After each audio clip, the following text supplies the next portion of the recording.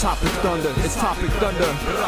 Just acknowledge it, knowledge with no scholarships. It's Topic Thunder, it's Topic Thunder. Breaking everything down, tech to politics. It's Topic Thunder, it's Topic Thunder. We don't tell you what you want, we just give you what you need. It's Topic Thunder, it's Topic Thunder. News, brews, and views from these Chi-Town streets. Topic Thunder.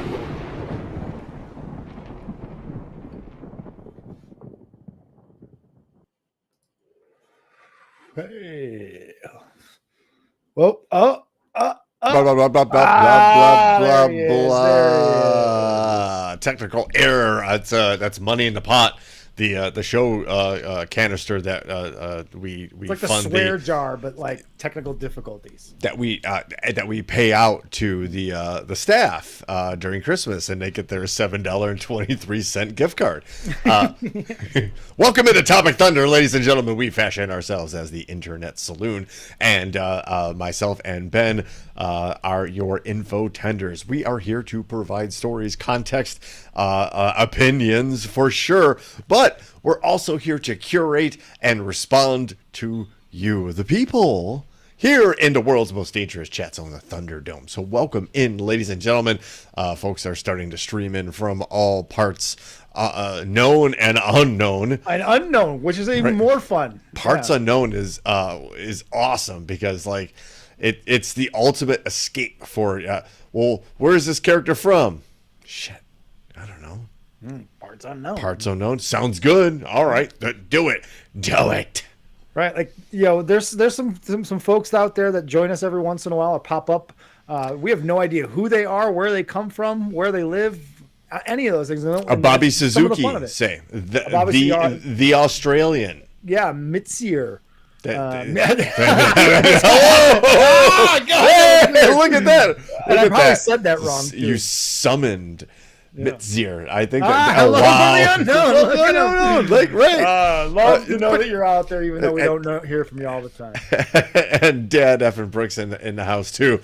And Chris joining us all at Chopping Mage. Everybody, thanks for joining us here on Topic Thunder. Of course, if you're watching or listening, whatever your medium, just do us a solid and just hit that like button, or whatever that button's called in whatever also, medium. Commenting helps too. Commenting, sharing, 5-star reviews. Yes.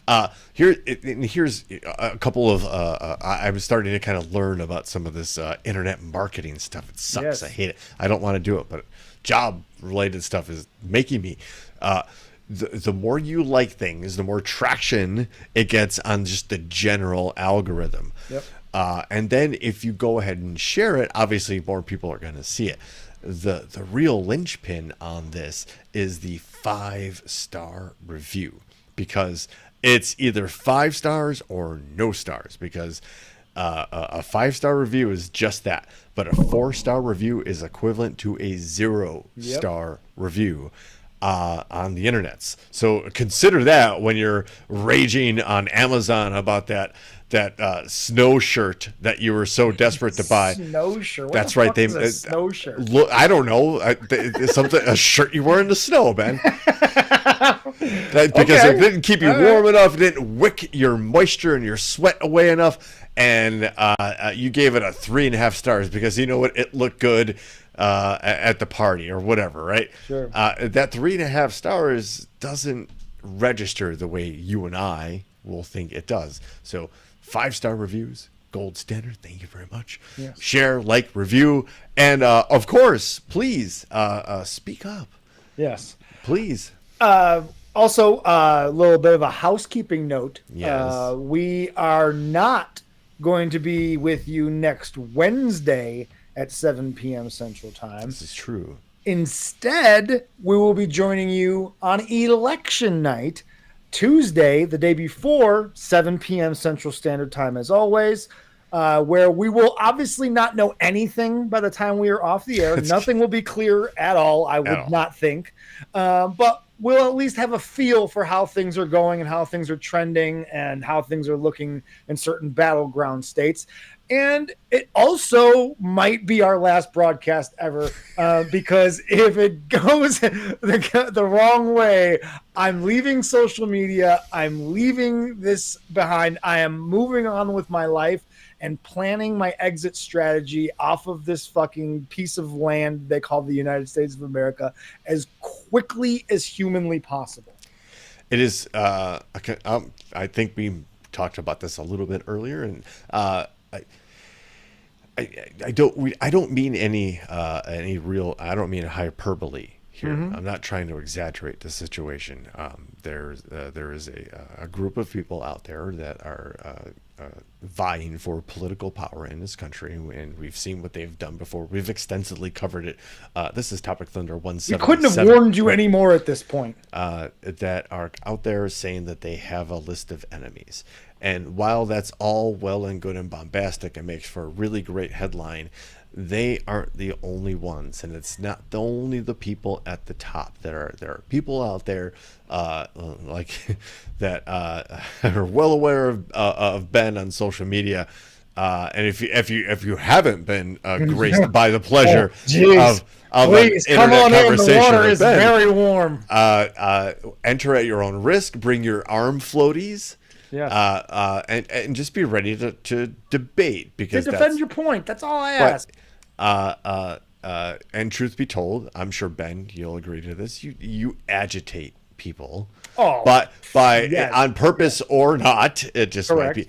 But that's the kind of thing that ends up on somebody's list, and that somebody ends up becoming somewhat of an authority or a leaker, or those names travel up. Let's just say Sure. that, right? And there's a historical reference for this. Yeah, I just don't need that. I don't need that aggravation of it. That's an excellent point. I don't need that aggravation of it. And honestly, I just and I shouldn't even feel this way. I was so confident right after Harris was announced as the new Democratic candidate. I was very, very confident, but my confidence is not as strong as it was then. Yeah, there's a very good chance I could be broadcasting from Costa Rica. Once I leave the United States, I may return, but doubtful, honestly. But not to stray off the point, I should not feel like there's a chance that Donald Trump is going to be our next president. This should be obvious. This should be easy. This should be a landslide. But there's a few things that it hinges on that I worry about. I worry that, honestly, I think this would be a landslide if the Taylor Swift coalition and the Bad Bunny coalition and the Arab community were more motivated. If I could count on them to all show up and actually vote. Those three groups. You don't think those three groups have been activated with the comments? I don't. I think I wonder. The Bad Bunny sharing with his like 75 million followers. I understand. But how many of those 75 million are going to go through the effort of registering to vote? If it was just a matter of they could click a link from Bad Bunny linking it to them, and they could click a link and vote, then yes, I think all 75 million of them might vote. Are those young people? Because if you talk to them, there are some that are still disenfranchised and are just like, my vote still doesn't matter. I know I support Kamala Harris and I would love to see her win, but it doesn't matter. Or I'm busy, I can't do it. Or they're not motivated to actually get out there and jump through the hoops necessary to vote. If it was easy, they would do it. But it is cumbersome enough that I think that those groups that aren't very interested in politics normally, right? Sure. They're actually like MAGA on the other end of the spectrum, where they're entering into something that they really don't know anything about, but they're just doing it because a celebrity is telling them to on some level. Well, that's honestly a huge third of the problem here is media and political illiteracy in this country. That you have, and I'm not trying to bash anybody that just jumped into politics recently. What I will say is that you have a hell of a learning curve if you were one of those people that were 14, 18, 22, 23, got to about 35, and then started to realize the world's a big place and global politics matter locally, right? Mm-hmm. You started to give a shit because Well, why? Because you got married, you had kids, and all of a sudden now you had to worry about, like, maybe I have to send my kid to war. I have to pay for all of these extra. You never gave a shit prior, which is an effective, a very effective propaganda campaign to make you believe your vote doesn't matter. But what in truth really does matter is your vote. Like, honestly, your vote matters. There's no, hey, Stoney, there's a reason we have rot in America, is because a lot of Americans have just given up on the idea that it's their responsibility to vote. They've decided to sit on the sidelines. Vote the way, with their heart, with their minds, and given up on the idea that their vote doesn't matter. Has that been attacked? That idea attacked? Sure, and it's not even in this last election that the former president continues to deny happened. But this goes back to Bush Gore, where literally the Supreme Court decided who was president then in the year 2000. Way back when, Jesus Christ, a quarter of a century ago for some of us. That was one of the first times in my lifetime that I saw, like, holy shit, our vote didn't matter. Yes, but also no, because if enough people voted, it would have gone a different way. And I'm not saying like super blue states like Illinois or New York or California, if enough Republicans voted, it would have went red.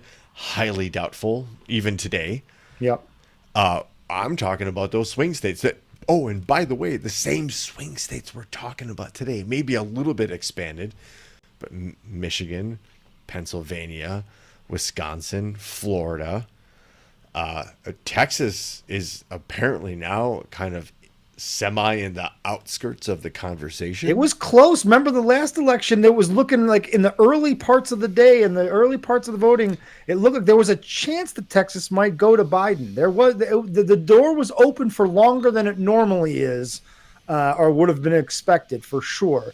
I just think that there is that voter apathy that is going on, and it also speaks to why the Electoral College is more of a hindrance than it is because it's part of that apathy. It is why some people will reference and say it doesn't matter because swing states.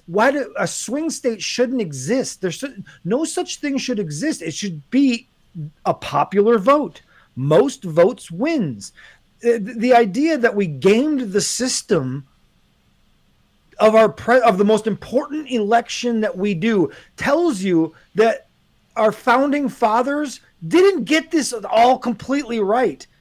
There were some things in the system that are definitely flawed, and this Electoral College is one of them. And it's this idea that, oh, you've got to protect the rural communities from being overruled by the urban communities. No, you don't. Where do the most people live? In urban areas. Yes, they're going to be more focused on more community-based initiatives and policies and laws and structure than someone is in the rural. I'm sorry that you chose to live in the rural community and that you don't like that poor people get help. I'm sorry that you don't like that. Bad. The fact of the matter of that system is that those people in the rural communities will also receive that type of aid across the board and balanced. Again, most votes wins, and then how many people would vote if they knew that their vote actually counted? Interesting, because I think if you asked me 20 years ago, I'd be fully on board about abolishing the Electoral College for all the reasons you just said. Majority vote, like that's it. Yeah. That's how we do it, right? But I think in this particular situation, it could very well. Now that I start to think about it, it is the balancing act. It might save us, in that there are rules around let's be honest about what the Electoral College was put in place for. The founding fathers legitimately were worried about uneducated people, easily susceptible to foreign influence, voting one way or another in their fledgling 13 colony country. Mm-hmm.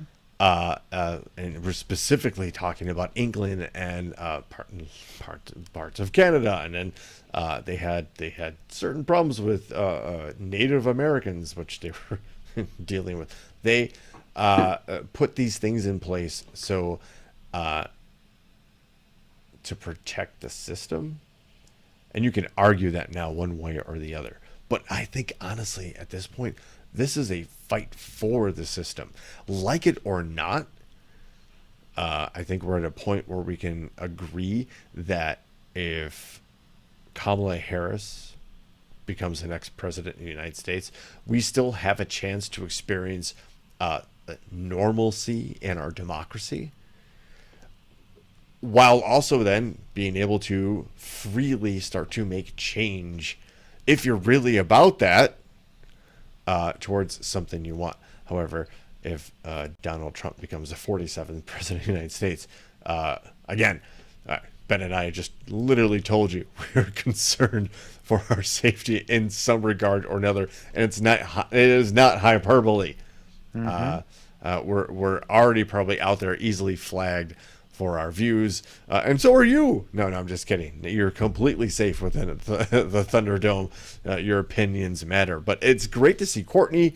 We got some reunions going on in there. We have strayed way into our usual. But let's be honest. This conversation was always going to be about the upcoming election. It's the last show before the election, right? Which on election day, remember, next Tuesday, we will be here doing these shenanigans. And I think more. We'll have some like media analysis on it too. I think that'll be fun. It'll be a different take on it. Yeah. I think you and I can focus on, because we're not going to be like, look, we're going to Steve Kornacki, he's going to be out there. Let's talk about that guy. Let's compare stories. The best part is that I think if we play this right, we could probably tune into some of this stuff live and listen in, and then comment on what they're commenting on to kind of reflect that. Maybe that's kind of the way we go about that. Let me look into how we can make that happen. I think you're in on, all of you folks are in on a production meeting right now, but sometimes the best ideas come up right when you're face to face with one of your best friends and having a good time. Speaking of a good time, I'm going to be drinking a Costco wine. I didn't see Biz yet in there, but there's an octopus, on a reflective, cool, colorful octopus on this wonderful bottle of Costco wine. And it's I don't know what it's called. Let's be honest here. Brooks, you got someone who I don't recognize the name of, that surely comes from your Dom. page. Hey, okay, all right, Dom. All right, let me have a nice little sip of the wine. Cheers to everybody. Welcome to the program, Dom. Let me explain, Dom. Dom was a transporter at my very first X-ray job, and has gone on to do great things, and just recently got married. Oh, so congratulations. Talk about the folks that kind of stumble into the Internet Saloon known as Topic Thunder, into the Thunderdome. Welcome, Don. We went to a Cubs game. Jeez, it had to be 2014 or 2015. It was awesome. We had a great time. Dom's a good guy, a good soul, a kind and helpful fellow. Welcome, Dom, and congratulations again on the marriage. I don't know where you fall on certain political things. We're about to find out where we do. Woo! We already. I mean, shoot. If you already spent at least 5 minutes, let alone the last 21 with us, you kind of know where we fall on all this. But we also like to project and pretend and believe that we are equal-minded folks and can balance certain things. However, we're coming down to the last quarter mile on the race, right? And this is it. Like, I I don't know how much everybody knows about what happened at Madison Square Garden over the weekend. There's a stark contrast beginning to develop between the two candidates, and be it what it is, here we have Kamala Harris, who in her closing speech just yesterday. What? I'm sorry. What? I don't think this NBC News link is just a bunch of stories. I don't think it's exactly what you meant to send me. Now that I'm looking at it, it looks like it's like a running kind of just like there is a Decision 2024. Well, okay. We don't. I mean, we can probably. Are we going to talk about how everyone is taking what Joe Biden said about Tony Hinchcliffe, completely out of context and out of proportion? He is an old man who we know has a trouble speaking and putting his thoughts together coherently at his advanced age. Isn't this why they wanted him out as a president? But it was fucking obvious that he was talking about Tony Hinchcliffe, and he was not calling all Trump supporters garbage, though they might be. The president of the United States was not calling them that. And to so disingenuously by Trump and all of his sycophants to jump on this old man's slip of the tongue, so to speak, a misstep of words from an old senile man, and act as if that he seriously is saying that all Trump supporters are garbage in front of the entire. It's a week before the election. He's out here going to completely undermine the entire Kamala Harris Tim Walz ticket by calling all Trump supporters garbage on a Zoom call, some random Zoom call somewhere. I mean, it's so blown out of proportion, and it's those things that lead me to believe they understand that they're going to lose this thing. But I still have this thing in the back of my head, Brooks, that just won't go away, that says you might live in a fascist country by the end of this year. You might. It won't be because of the popular vote, because I honestly think that there's a wave coming that it'll be so great that even folks like you and I, Ben, will be like, oh, I hope so, man. Shit, man. God, I hope you're right. People turned out. Ben, I hope so. I want to believe that I live amongst enough sane, rational, somewhat educated people that is the case, man. I really want to believe I live in a country full of people that understand what is at stake and get out there and vote. Ben, I want to kind of get used to covering something in real time, and actually, I just sent you a link. Oh, I just watched some of this with his stupid orange vest. Cannot be more real time than this. Say what you will about Kamala Harris. I disagree with a lot, and again, sure, yeah, not perfect in any way, shape, or form. Not at all, but at least you're going to adhere to the current norms, and at least within those norms, we have the ability to make change. This other guy, on the other hand, this is today. This is literally within the last hour. And my people told me about 4 weeks ago, I was saying, no, I want to protect the people. I want to protect the women of our country. I want to protect the women. Sir, please don't say that. Why? They said, we think it's very inappropriate for you to say. I said, why? I'm president. I want to protect the women of our country. They said... Things that never happened for 500, Alex. Wait. They said, sir, I just think it's inappropriate for you to say, pay these guys a lot of money. Can you believe it? I said, well, I'm going to do it whether the women like it or not. I'm going to protect them. I'm going to protect them from migrants coming in. I'm going to protect them from foreign countries that want to hit us. He's used to doing things that to women and for women, whether they like it or not. So let's be very clear about the people who he just admitted that he pays a lot of money to, that were telling him, please don't talk about this again. Please don't say that you're protecting. And he completely misses the fucking point of why they were telling him to please don't talk about it. He Because does. you are a fucking creep, and it sounds creepy as a presidential candidate to be talking about how you're going to protect women while you have a history of abusing them. Right. And by the way, Grab him you by the fucking sound, pussy. Remember? Grab him by the pussy. You can just grab him by the sound pussy. just like they're abusers when Yes. you say shit like that. Not reading the room, but of course, when you put on a shiny yellow and orange reflective vest, nothing will come about. This is whole the thing. same guy that had a roast comedian open his rally and cutting roast jokes, and also had Hulk Hogan at the same fucking Did rally. you see?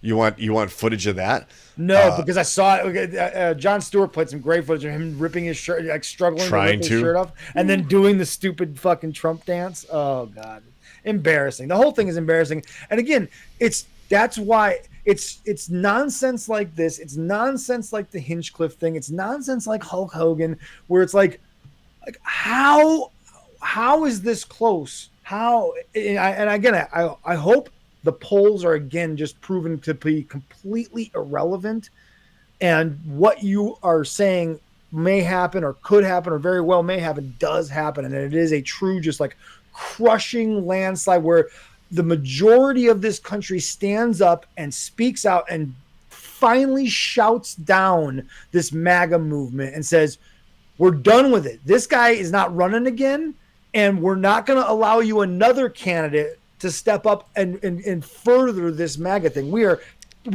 shouting it down officially. I hope next Tuesday we are at the beginning of that wave. I really do, because God, it's frustrating to think that we live among fucking morons that are going to vote for this jackass. So, I agree with you, but I yeah. also disagree. Hold on. So Aunt Chris mentioned something, but I want to just Yes. kind of follow up with what you just said. We're not done with this MAGA movement after this election, one way or the other, right? Obviously, there's a one direction and the other, right? But it's to say that even if we vote them out and their leader out in this election, it's not done.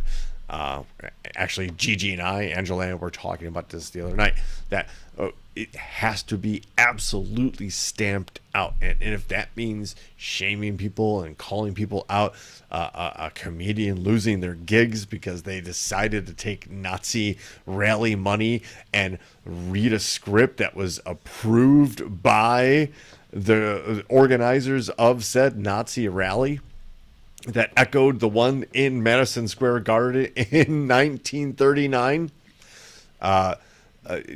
Good. The idea that MAGA is defeated after this election is false hope. The vigilance has to go on. You have to absolutely, because look. It was defeated once in Germany, and it came back and it won. Yeah. Because the folks didn't go for the throat. And it's really hard for folks who tend to like other human beings and want to care for them and take care of them and be like, oh, you know what, forgiveness is, I'm a Christian, so I believe in turning the other cheek. But you know what, okay, you were bad. Okay, fine. And not it's the hope that you could turn them around, like you could get them to see the error of their ways. It has to be killed. It does. It has to be shouted down over and over again. You're right. Not just this once, but this is like you could start that. If it's like a true just fucking hammering where it's 2-1. Or 2/3 to 1, 2/3 Kamala Harris. She just fucking trounces him. That sends a definitive message across the bow that it's like there was a sleeping giant that didn't vote the last time, and they joined the never Trump people and said, nope, foot fucking down, don't try that shit. And if guys like Ted Cruz get ousted, that's a step in the right direction. Colin Allred, I think there's a really good chance, even if Trump wins Texas, I do think there's a decent chance that Colin Allred unseats Ted Cruz, and that's a huge step because Cruz is a loud, television friendly voice of the right wing that espouses bullshit and right wing rhetoric all over social media and the networks. And if you can get him out of the picture and put someone with some fucking sanity in that seat, Democrat or Republican, I would even take another Republican over Ted Cruz. Anybody. You know what I mean? Like, he's that's a deplorable human being. And I think even Texans recognize it after he bailed on them and went to Cancun. Like, there's a lot of things to not like about Ted Cruz, even if you are staunchly Republican. There's a lot of things to not like about that guy. He's a piece of garbage. He is a garbage person. I'm gonna. Speaking of garbage, well, I give you a Ted Cruz like anecdote. I'm gonna do the internet told me so, but I was reading a story about Ted Cruz and how he came about and rose to power. He is actually at one point, it was either he went to Yale or Stanford, I'm not sure which one, but was like the top of his class, especially on the debate team. Like, he was a super talented debater, so much that when he was of college age, George W. Bush was running for president, and the people were like, "Oh, there's this super talented dude at the school." Like, "Oh, a super talented dude." And a senior Bush person was asking, like, "Well, why isn't he here coaching?" And the reply was, "Have you met the guy?" Again, the internet tells us something. Also, the internet shows us something. And Aunt Chris mentioned the story about the ballot boxes being set on fire, which is something Democrats and liberals would totally do. That's not election interference, is it? And they caught the guy. Here's the guy. I'm not going to ask you what political party he leans towards. Not at all. I'm just going to say, off with those heads. Like, it's no, it's the same guy, Billy Wack. It's the same guy. Like, it's nuts. Like, so these are pictures of a clearly troubled person, and we laugh, and sure, it's terrible that we laugh about this, right? It's also more terrible that he's fallen victim to some sort of political mechanism that preys on people like this. Like, that's multiple mug shots on this person, right? He was probably coached. I'm not going to speak. Hypothesis, opinion. If not coached, he was radicalized by surely media and social media. And has anybody dipped their toes into 4-H? Even those aren't the things right now. It's all Discord and Telegram and Reddit. There's some really dark shit out there, and people who have created bubbles, subcultures that truly believe that nothing is good in this world, that the most nihilistic version of life you could possibly assume, that it all should be burned down, and there's another subsect of that group that believes that just because you might be a white male, you're entitled to rule the whatever's left after everything burns to the ground, which doesn't jive with our view of the world, or my particular but you know, I Star Trek, Star Wars kind of guy. Everybody eventually kind of figured it out. If not, we all banded together to beat the bad guys, which we might be doing on Tuesday. But that's not the real fight, is it? The election night's not the real fight. It's just the first round. Yeah, that's the scary part. Honestly. And again, we can sit here and think like it's going to go our way, or the Democratic way, not our way. It's going to go to the Democratic candidate, and we can have anxiety about it going to the Republican candidate. And to be honest with you, we're probably in for a fight no matter what. Mm-hmm. Right? Yeah. For different reasons. Yeah. But if it's fallout close, of the election is almost, if not more, interesting than what the election results will actually be, in a way. The fallout is going to be either way. The fallout Either is way. going to be interesting. yes, The immediate reaction of the public on each end, because you see now, like with this story here, they're already laying the groundwork. They have been for months. But they're really ramping it up now with the rhetoric of the stolen election narrative. They've It's already out completely there. changed the campaign direction. They were complaining about the economy. They're complaining about inflation. They are complaining about immigration.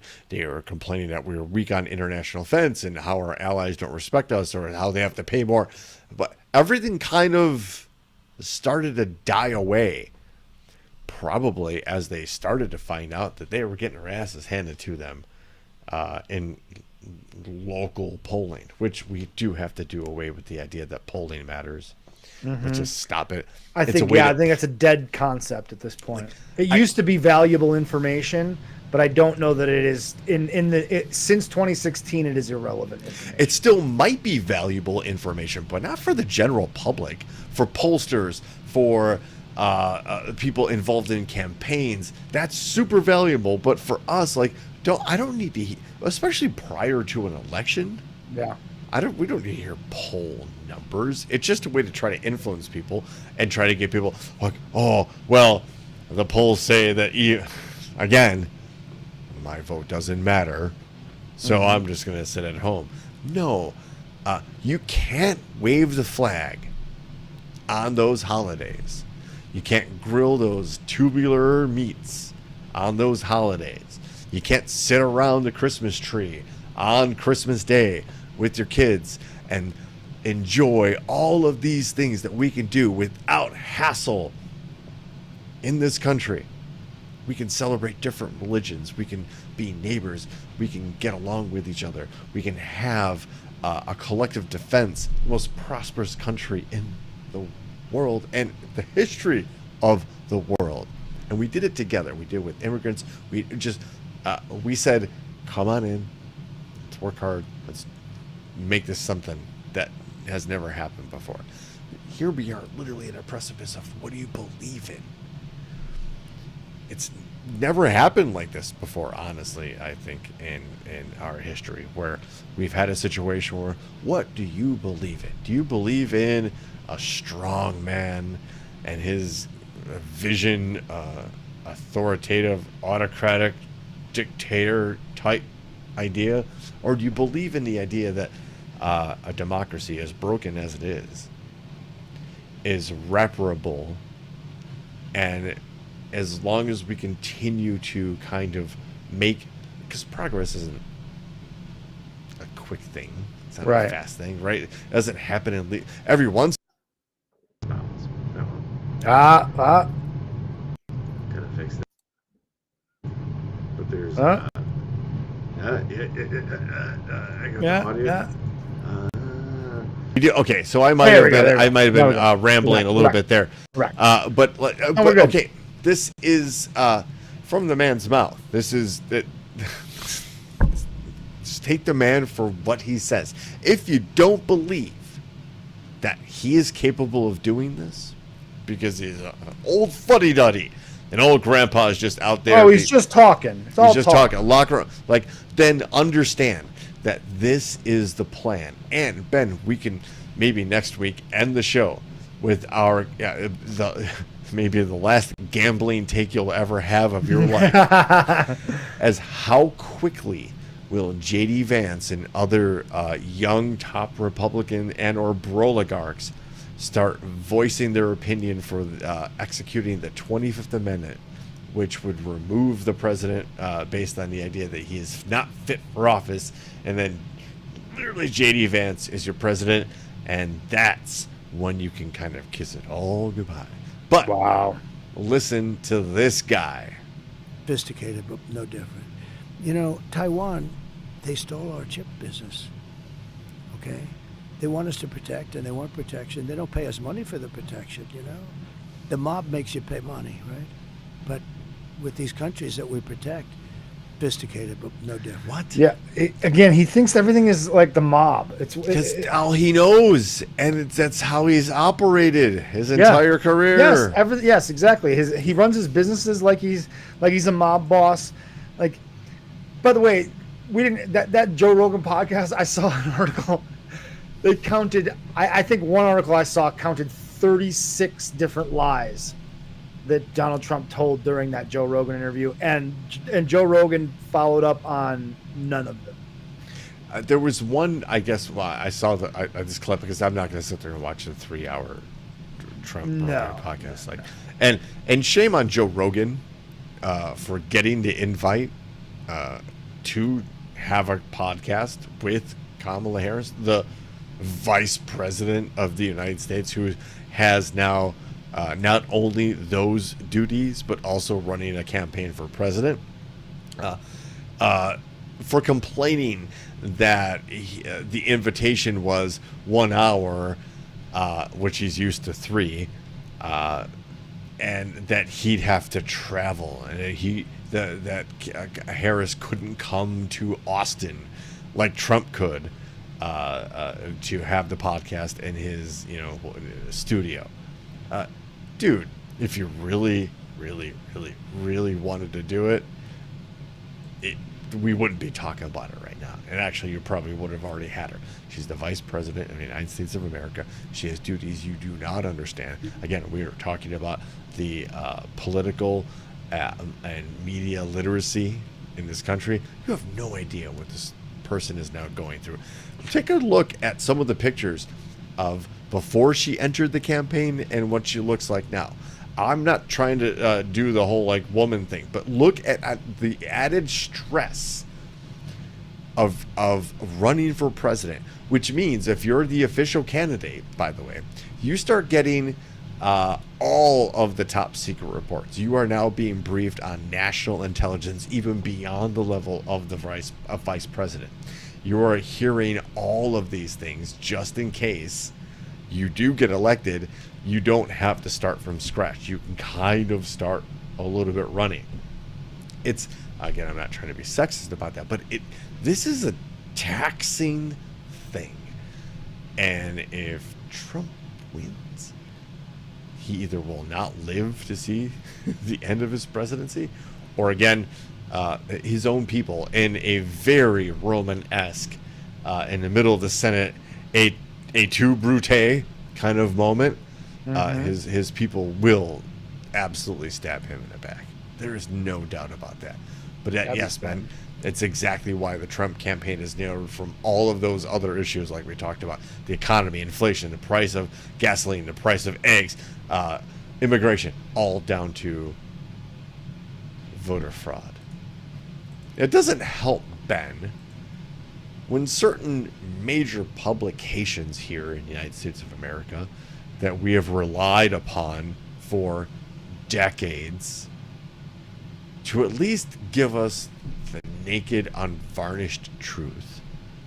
None more really within the last lifetime of mine. The Washington Post, those that broke the Watergate scandal, then the biggest political scandal of all time. It's easily surpassed in the last 5 or 6 years. The Washington Post was all set and ready to give an op-ed and support the candidacy of Kamala Harris until Jeff Bezos stepped in and said, not gonna do it. And not in a funny, cool Saturday Night Live kind of way. Literally, you're not going to do this. Isn't this also election interference? This is oligarchy.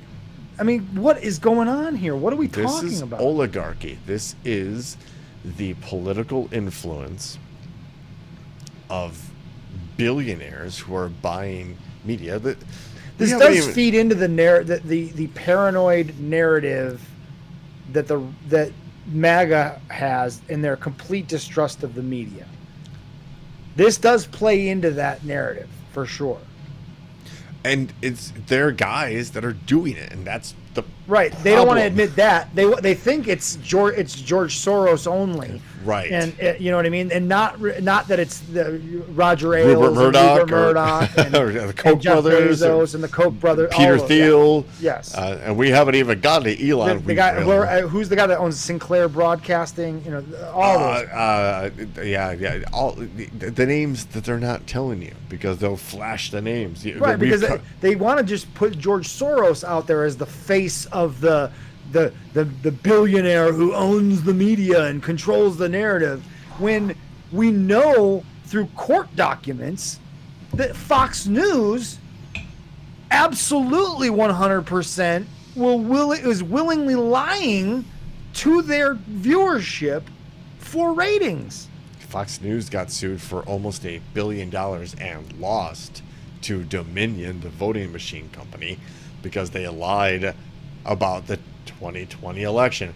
And when if you ever hop into Fox News, bless your soul, or just take a gander at what the other side's saying, everybody who the talking heads that they have on, everybody who says that there was some sort of chicanery with the 2020 election, when they cut to the anchor or host, that host reads almost an obligatory here's something from legal line that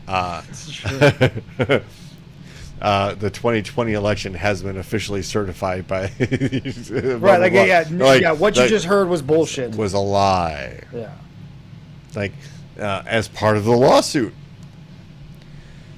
So what is now happening to this once prestigious newspaper and this prestigious medium, this used to be something that people legitimately got their news from, that might be hard for a lot of younger people to kind of wrap their head around, but newspapers, like, what, they were the internet. Yep. They got delivered, and I remember the Chicago Tribune being delivered to the house every morning, and on weekends I had to walk the dog, and it could be the early one up. I would grab the Sunday edition. Like, I remember, of course, growing up on the comic section, but then you start into the sports section, then you hit the entertainment, then you start reading like everything. That's now, damn you, Dad! You had a subscription to a newspaper. Now I'm a news junkie. I can't get enough. Right. But that's what it was. And here you have a one of the top 5 richest people on the planet. Oh, easily. Who has for delivering long since packages quickly. Right. Books at first, right? Thanks to a loan from his parents. And then just running all of his competitors out of business. Right. Absolutely. In the most bloodthirsty and cutthroat American way, right? Jeff Bezos killed this op-ed from the Washington Post, which would have supported the presidency of Kamala Harris and that's warned crazy of the dangers of Donald Trump. Not to be left out, the owner of the LA Times also has done the same thing.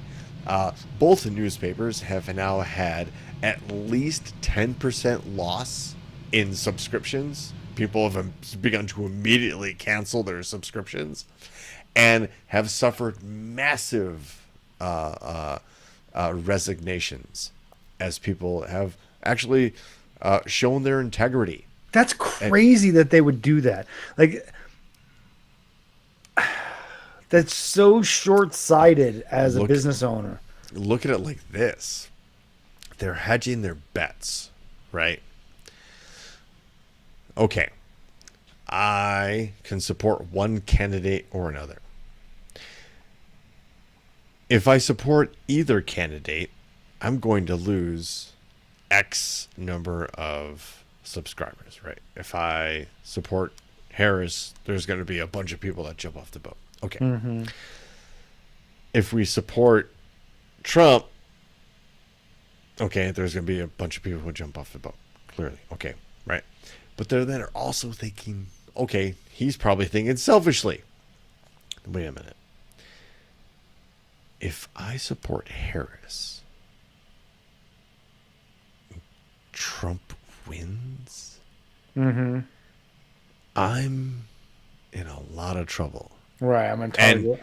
given history, 1930s Germany, I'd be one of the people hauled off as an enemy of the state because I supported.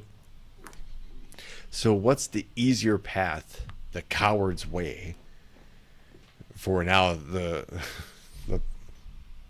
publisher of one of the leading journalistic institutions in the country is to say, nope, we're not going to do it. Not going to do it. Yeah. I don't Coward's way out. Look at this. The next story.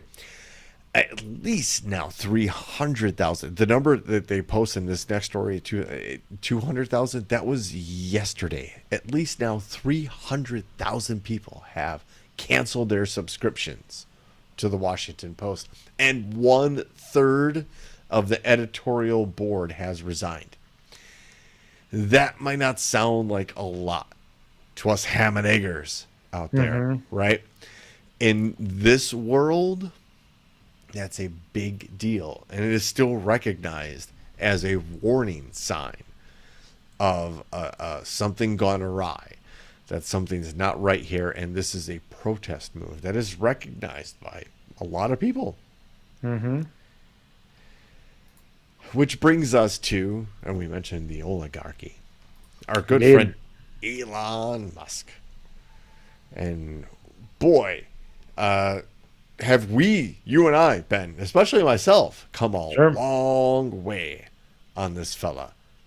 Yeah. 10 years ago, 12, 13, 14 years ago, we were on a different podcast, and we thought this guy was legit the next Tesla. Look at this guy. This guy's Bruce Wayne. Yeah. We bought the narrative for a while until the onion was peeled back a little bit. And, well, you know what it was? It was falling for the media narrative that was going out about him, that he was this genius inventor who had done all these things. And then, like every person should, and what you and I did, is to continue learning about this person and staying and not just letting them tell you the story, and really looking in. And when you look into Elon Musk's actual history, business history, he's not a genius. He's not a Tesla. He's not invented anything. He has bought other people's ideas with money that he made from emerald mines in South Africa. He didn't make a thing. Like, he didn't do it. Right. His father. Right. He inherited a large amount of money that allowed him to buy other people's great ideas and make himself the face of those ideas. Force those people out. This is the story of Tesla. Two dudes, two engineers design the Tesla. And it's akin to a DeLorean. And if you know that in American auto history, everybody's like, they're laughing at it. But they actually made an electric car work. And they made it somewhat marketable. So Musk buys in, buys more, and eventually literally takes over the company. A legit, look it up, hostile takeover. Forces the originators out, and then markets the living shit. That's what a good carnival barker does. Yes. And it's a good promoter. Without billions, with a B, billions of dollars in government subsidies, his businesses would have failed epically already. Tesla as a company, SpaceX as a company, likely would have gone under because of the financial costs of what he was trying to do privately. But he's being propped up by federal money, by government subsidies, welfare. Starlink. You didn't mention Starlink. You have to add Starlink. Business. If he was some sort of transcendent, worldly person, he would give away the internet for free to everybody. He would undercut every private internet service provider, and he would say, I'm providing it Starlink internet, because he likes to do that on like natural disasters where something happens and he can drop in and say, oh, I'm providing Starlink for free to these people that are in need. Motherfucker, then why don't you do it to everybody all the fucking time? Oh, I think you muted yourself by accident. Stealing the hero of valor there, right? Yes. Like and Chris said, when that Asian soccer team was caught in the cave, and the diver who knew he was going to save the day, and then a single diver who knew those caves navigated down and saved them, and he was so pissed off that this guy stole his thunder that he called the guy a pedophile. Mm-hmm. Not out of the realm of character for this particular fellow, and here he is having conversations with Vladimir Putin. And here's why it's dangerous. Elon Musk, the world's richest man and linchpin of U.S. space efforts, has been in regular contact with Russian President Vladimir Putin since late 2022. Oh, Brooks, you're always talking about Russia. No, I'm tying all of these things together. Right, and they all just happen to be in the same loop. I digress. The discussions, confirmed by several current and former U.S., European, and Russian officials, touch on personal topics, business, and geopolitical tensions. At one point, Putin asked the billionaire to avoid activating his Starlink satellite internet service over Taiwan as a favor to Chinese leader Xi Jinping. We just talked about this. Musk has emerged this year as a crucial supporter of Donald Trump's election campaign and could find a role in Trump's administration should he win. While the U.S. and its allies have isolated Putin in recent years, Musk's dialogue could signal re-engagement with the Russian leader and reinforce Trump's expressed desire to cut a deal over major fault lines such as the war in Ukraine. At the same time, the context also raised potential national security concerns among some in the current administration, given Putin's role as one of America's chief adversaries. Right. Do you fucking think so? Musk has forged deep business ties with U.S. military and intelligence agencies, giving him unique visibility into some of America's most sensitive space programs. SpaceX, which operates the Starlink service, won a $1.8 billion classified contract in 2021 and is the primary rocket launcher for the Pentagon and NASA. Musk has security clearance that allows him to access certain classified information. That's frightening. And he's talking to Vladimir Putin. And doing him favors. Clearly, knowledge of Musk's Kremlin contacts appear to be closely held secret in the government. Several White House officials said they weren't aware of them. I'm sorry, you're not doing your fucking job. No, exactly. Jesus. The topic is highly sensitive given Musk's increasing involvement in the Trump campaign and the approaching U.S. presidential election less than 2 weeks away when the story was written. Musk didn't respond to comments. Oh, what a surprise. What a surprise. The guy has all kinds of shit to say about everything. But he doesn't. How about those conversations with Vladimir Putin, Elon? I don't have a comment. Fuck off. Do I know the billionaire that owns your publication? Well, no. Okay, then I'm not speaking. The billionaire has called criticism from some quarters that he has become an apologist for Putin absurd, and that his companies, quote, have done more to undermine Russia than anything, end quote, which actually might be factually true, but is exactly what I would tell my plant to say, because it's kind of true. On Friday, Musk responded derisively on X to the Journal story without denying it. In one instance, he used 2 laughing emojis in response to a tweet that said, "Welp, the swamp's Trump is Hitler didn't work. Might as well give Elon's a Russian agent whirl." Openly mocking these very serious national security concerns. And did the Trump is Hitler thing not work? Are we sure of that? I mean, for the folks that are just waking up, maybe. Again, did it? Right. Again, it worked the last election. I'm super happy to have you on board, but let's have a conversation on why it took you so fucking long. A lot of F-bombs on this show. Sorry, young Aaron.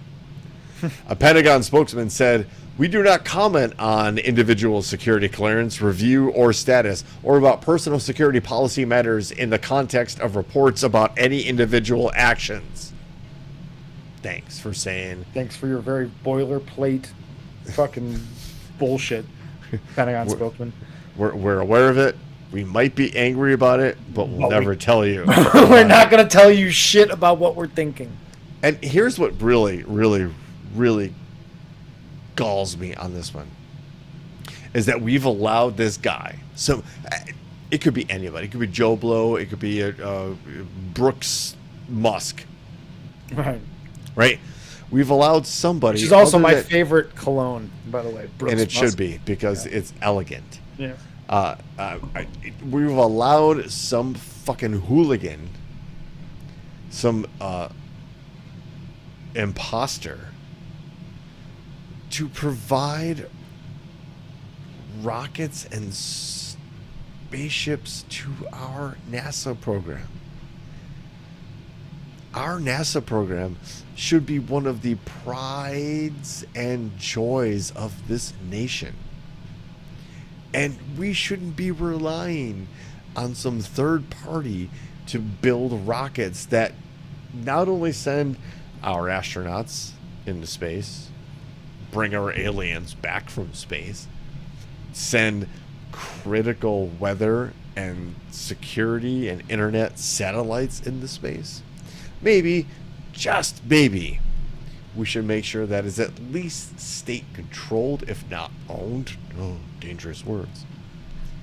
But those are our tax dollars, and I'd rather that be a situation where it's in debate and in consideration in a legislature as far as funding, as opposed to the whims of a billionaire who's so fucked up on ketamine that even Mike Bronx says that's too much. That next link, Brooks, the Wired link, I cannot. You have to pay to. Oh, then okay, we're not going to pay for that then. But just to let you know, Elon Musk also set up through his PAC, his Political Action Committee in Pennsylvania, a petition that offered somebody $1 million a day. One person, $1 million a day if they signed up for their Political Action Committee, which, by the way, is a violation of federal election laws. That is akin to buying votes. And just one more reason. And that's not election interference? We've been talking about a lot of election interference that no one is really talking about being election interference tonight. I'm trying here, Ben. Burning ballot boxes, buying votes. In the waning moments. In the waning moments of the freedom to have this podcast. Right. And the clock is ticking. Right. This story probably should have been. This story could have been a lightning round story if it wasn't so fucking viral. And we thank Ryan Hansen for sending this one in, because he's been dogging on this story. I've got not only this, but he sent follow-up links too. If you don't know, this is why you don't want oligarchies, and we can say all the fun, popular names, but we don't talk about the Waltons near enough. They own Walmart, by the way.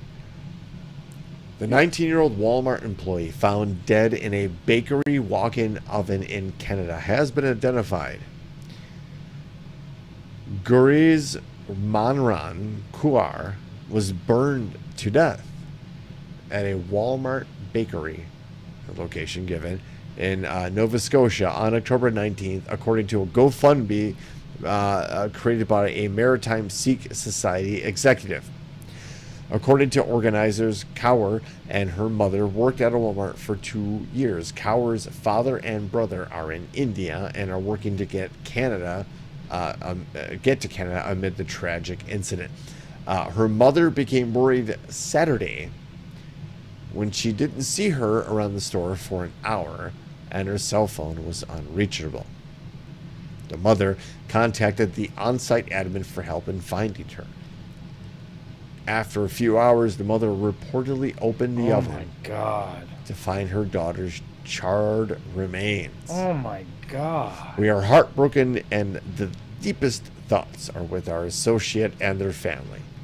Our focus remains on taking care of our associates and making sure they have the support they need. That was from a Walmart spokesperson. Meaningless fucking oh my God! You couldn't be even. You couldn't insult me more, by like asking the chat bot to send sympathies. As police have stated, this is a complex matter and the investigation is ongoing. The location is closed. They closed the entire Walmart until further notice, and flowers have been attached to a pole in the parking lot. Ryan Hansen has sent in a follow-up story that kind of gets into the gories. I don't know. It's disturbing. Yeah, like how does that happen? Do you really want to know? Do they know? Do they have an idea at this point? You can give me the Reader's Digest version if you know it. Let me find that story really quick, because I was even on the fence about covering, like, she just got disintegrated, and hold on. You know what? Just because I'm not prepared and we're kind of late into the hour here, let's just say it's a horrible story, and Walmart is a horrible company to work for, and they bear this in how they handle this tragedy. We'll be back, I promise. If this show is back on the air and we're not hauled off to some weird prison, we'll get back to that story. We'll get back to that story. Has been confirmed that North Korea leader Kim Jong-un, they have sent troops to Russia to fight in Ukraine. There are now reports that they might have sent weak and unprepared soldiers to Russia to That's like out of a cartoon. Basically catch bullets. Jesus. In the meat grinder that is the Russian strategy in Ukraine. Interesting to note, because this is what the folks in global warfare call escalation. It's one thing to supply parts and equipment to one country. Yeah, it's another thing that right? supplies human beings. When you start sending troops to fight for a certain cause, like there are no U.S. troops in Ukraine. There might be U.S. veterans in several Ukrainian brigades that are retired U.S. military that are fighting for the common good. Yes, I said that. But no active military. When you send active military, I'm not counting on the international community to take this as seriously as I am, but this is literally showing you the Axis powers, the axis of evil, if you will. Right? Like Iran's giving them drones and parts. What's North Korea getting out of this? What does North Korea really want above anything else that Russia has and is probably willy-nilly to barter with? Nuclear technology. They've been long testing ICBMs and medium to long-range missiles. They have had a long reported nuclear program. Has had disastrous consequences, some of which we've kind of covered, where they've like caused earthquakes because they set off a nuke in a mountain. It's something to be aware of. These are the players on the board, on the game board. Mm-hmm. And we really have to look at it like that now at this point, because we are inching ever so closely to a situation where one bullet, one bomb, one accident, one staged event sets off something we've never experienced in our lifetimes, but only have heard the stories of and heard the echoes and felt the echoes of. So, with that, I guess we got to cleanse our palate and talk about hot dogs. I do want to talk about the depression dog, because I'm from Chicago. When I say I'm from Chicago, I'm not really from Chicago. I grew up in the suburbs. Right. Same here. Most people from Chicago aren't actually from Chicago. Correct. But it's most of the time it's easier to say I'm from Chicago than say, I don't know, Homer Glen. Right. McHenry. Yeah. Have you heard of Homer Glen? Yeah. You've never heard of McHenry in your life, so why am I going to tell you that that's where I'm from? So generally, you'd say Chicago, or if you're really good about it, you'd say a suburb of Chicago, right? And then people are going to say three things to you. Oh, Al Capone, Michael Jordan, hot dogs. And is it really windy there? Right? Well, I guess the fourth thing is the win. But don't undercut my third hot dog thing. Ryan Hansen, thank you for pointing out Dogma. Dogma. McHenry, the only reason Sure. that you know McHenry is because it was mentioned in Dogma. That's it. So but here yes. is a history of the Chicago-style hot dog. This is courtesy of Chicago's very own WGN. The origins of the Chicago-style hot dog go back more than a century, and the locally loved staple has been seen several changes over time. While the main ingredients have mostly stayed the same over the years, the recipe has evolved alongside the city. Sitting inside a steamed poppy seed bun, an all beef hot dog topped with mustard, green pickle relish, white onion, pickled sport peppers, tomato slices, and a dill pickle spear with a sprinkle of celery salt make up the signature dish. But looking back in time, this is one specific style of hot dog that held a special place in the heart of Chicagoans before its spot on the podium was overtaken by the modern classic. According to Bruce Craig, food historian, that's a fucking job. Yes. I want that job. He wrote a book about the hot dog. He's a professor emeritus in history at Roosevelt University here in the great city of Chicago, the author of Hot Dog, A Global History. And the Depression Dog once held the title of the local favorite. The Depression Dog, which is dressed in mustard, onion, pickled peppers, and sometimes piccalilli, an early version of relish, was the dog enjoyed by many prior to World War II. Craig said, while the traditional garden on a bun style Chicago dog did exist prior to the war, the Depression Dog was the dish eaten at ball games and throughout the city's history. Quote, in my opinion, the fully loaded garden on a bun is a post-World War II phenomenon, Craig said. Controversy.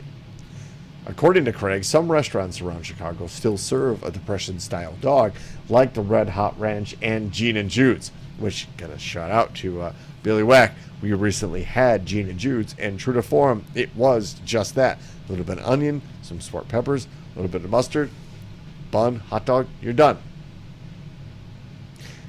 Now, hot dogs have a long history in Chicago, and it started with German sausages. Craig said German immigrants, imagine that, moved to the city in the 1800s, and they brought sausages with them. Is that a sausage in your pants, or are you just an immigrant? Sausages originated with German immigration to the city because the hot dog culture, hot dogs came from German sausages and German immigration in 1850 when lots and lots of Germans immigrated. Craig said he can't say Germans enough. Soon after arriving in the U.S., hot dogs, as they are currently known, began coming together. In the States, this is a quote, they came to be on a bun very early on, probably 1870s to 1880s. So you're getting meat in and carbohydrates all in one. That's a weird sentence to say. That is a weird way to say that, yes. You're getting meat in and carbohydrates. You're getting meat in and carbohydrates all in one. I see there's a little bit of a weird pause in there. It just sounds weird. Thanks for does. making I me agree. sound weird, Craig. But after the introduction of the Chicago sausages, which also had regional names like Frankfurters or Wieners, didn't get the name of hot dog until 1890. And the story goes on and on. But we're kind of running out of time here. Indeed. But who doesn't like a good hot dog? Dragged through the garden, that's the way I like it. I'm not a fan of the Chicago style hot dog. I've long said this. As someone who was born and raised in the Chicagoland area, I know I am in the minority on this, but all I need is mustard, really just pickle and ketchup. But if you throw some mustard on there, I'm okay with that. But I don't need the pickle relish. I've never liked relish. It's on the list of 5 things I won't eat. Pickle relish, I don't know. I don't get it. I don't like it. It's gross. No. Sport peppers, and maybe a slice of tomato on there or something I could do with. But just give me ketchup and pickle on the hot dog, and I'm good to go. I'm a drag it through the garden kind of guy, so I enjoy it. But I could also eat it plain and just, at a ball game, like it's wrapped up and bun. That's why we dog. sent you to That's Texas. I know. It's actually, I laughed at that too. But honestly, much like anything else in this life, if you like it, eat it, and Yes. don't feel ashamed about it. Yep, and I don't. We also like to end the show, or not necessarily end the show, but like our finale before the finale, because we want you all cheer for the encore. Yeah, we want you in a good mood. There's an encore We depress coming. the shit out of you for an hour and 15 minutes. And so we like to try to, right before we get to the really fun part, we like to cheer you up a little bit by showing you elephants doing fucking silly stuff. Yeah, this is the pre-encore. We know you're going to stick around for the encore. That's the lightning round. So we're going to be like, hey, this is the end of the show. watch some So elephants, do some we silly might not. It was great for you to come. Here's some cool shit. Actually, here's some really cool shit. Here's a baby elephant born from an orphan raised at our favorite Kenyan elephant sanctuary, the Sheldick Trust. This is the 3rd baby that this orphan has come back and had. It's really cool because, elephants, they're so protective and so loving and caring of, their young. Mm-hmm. There's the baby's sister kind of trying to squeeze in there. Mm-hmm. Hey, don't steal, Mom. This is my sister. Again, we don't deserve these. Actually, we do deserve these animals. We don't deserve these bullshit attitudes that we have, that we're different from them. Yeah. And because we don't understand them, because we don't know their names, we have failed as human beings. We've gotten too tied up into things that don't matter and haven't paid attention to the things that do. Mostly the other living sentient creatures on this planet. That is where we failed. Yes. But look at that tiny baby elephant. It makes it all better. It really does. It really does. So, without dilly or dally, ladies and gentlemen, you've heard the lightning bolt's already out, and I'm a little bit late getting to you. It's the lightning round. You have joined us in the world's most dangerous chat zone. We call it the Thunderdome. And if you're new to the show or program, hey, thanks. If you're joining us again, just please remember to hit the like button, share it. 5-star reviews are the way to go. Don't give us a 4 because a 4 is a 0, 5 is a 5. Anything less is a 0. Without dilly or dally, folks, the rules. I'm going to read 3 stories, headlines, and you're going to vote in the truest exercise of democracy. So, without dilly or dally, here is headline number 1. Archaeologists reconstruct the face of a 400-year-old vampire buried with an iron sickle across her neck. Jesus. Okay. Russia finds Google 20 decillion. I don't know how many. I don't know how to say this word. Decamillions, decillions. It is 20 with 36 zeros behind it. Jesus. And Russia has fined Google that amount, which actually is more than all Aunt Chris of the didn't even money let you in the finish world. the second. Aunt Chris didn't even let you finish the second headline before she. They're already. God damn it! People aren't even letting you finish. Okay. Let me. All right. Okay. So This might be the fastest we've gotten 3 votes on a story ever. Oh, and you know what? Because the next story, it's a popular mechanic store you have to be a member for. Because I honestly thought this was going to be the ringer. Number fucking 1. Yes, okay, it'll be number 1. But this, I thought was going to be the ringer. But this one's disqualified because you have to be a member and to pay for it. This was the headline I thought was going to win. Animals keep inexplicably evolving into crabs. Could humans be next? I honestly thought that was going to be the winner. That was pretty good, but It can't win it is because disqualified because we cannot read what is in it's that not free. Yeah. It's not free. So We're not paying for it. We don't have We're it not in the even- budget. I guess Now there's not enough over number 3. There he is. God damn it. Oh man. I have to figure out how to pay for. Oh, you're right. I told you. Number 3 was the ringer. Y'all got excited about vampires. Crap people. Crap people. We're Cheap gonna asses. Yeah, hey, listen. Yes. get a we budget are. here. All right. We have offices all across the country filled with news reporters that give us these news stories that we read to you every week. How will you expect us to also have subscriptions to Popular We have a Mechanics? payroll. We have a payroll. Okay, we pay for expensive furniture in the office. You spoke, and Let's just get there. Number 1 wins. Let's go. Much like the U.S. election, it doesn't matter what you say. Headline number 1: Archaeologists reconstruct the face of a 400-year-old vampire buried with an iron sickle across her neck. 2 years ago, we covered this story, actually. I remember this.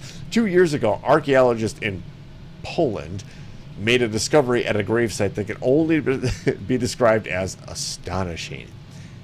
The remains of a woman with a sickle around her neck and a triangular padlock on her foot. Found in an unmarked cemetery in the village of Peen, the 400-year-old woman thought to be deemed a vampire,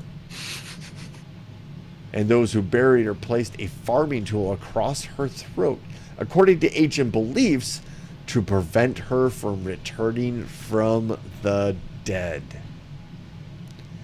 A research team from Nicholas Copernicus University in Turin made a unique discovery in August of 2022. Working with Swedish archaeologist Oskar Nielsen, the team used DNA, 3D printing, and clay to reconstruct the face of Zoja, who is, as she was called by locals. Ben, I'm going to send you the link because there is the a photo of her. There is a reconstruction of her. Wait, this has already been covered? We talked about this already? What? No. We covered the idea that there was a vampire allegedly found, like I said, with the sickle across her throat. We did not cover what she looks like according to science. Got it. Again, this story was just published today. CBS News. It's not about the fact that she was buried with a sickle across the throat. It's the fact that they reconstructed her face. Aha. There she this is. is what she looks like. God. See, look, That's the vampire lady. if you're gonna be angry with me, maybe you check yourselves before you start voting early and you start hearing all of the candidates, huh? And maybe not accuse us of being cheap asses because I don't want to pay for the Wall Street Journal subscription, which is expensive. Yeah, I'm not Wired. I don't care enough. Sorry. Maybe you'll get crap people. I am Demure. We are Demure. Trust, brah. Folks, Don't forget, not here next Wednesday. Tuesday. Tuesday, election night. We will be here to break it all down. We're going to watch some news. We're going to comment on it. We're going to do our thing. We're going to have our first and maybe only election night special, which is historic, right? So why not be together here? The on last Tuesday? election night special we did led to it was like the start of the end of the last podcast that we did. And this one might be the end of this podcast. So here we are, 8 years later. Good things come and go, and 8 evolution years later, by the way. is the key here from the deck of the U.S.